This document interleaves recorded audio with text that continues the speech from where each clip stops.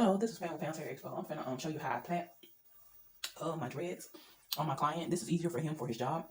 So this is how he normally wears it, but it's super easy when you plait it. All you have to do is just separate. I usually get 2 for each one, and then I just start plaiting. And I go all the way down, which I tend to plait fast, but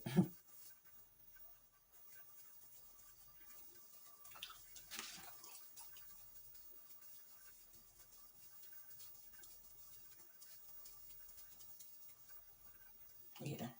So when you get to the bottom, you want to try to, if you start to run out, just pick one from the other side and just continue to go down as far as you can.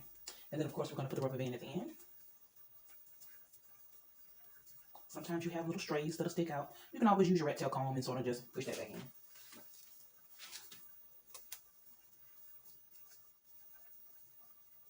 So we're just going to tuck it like that. And there you go. That's how you plait the dread.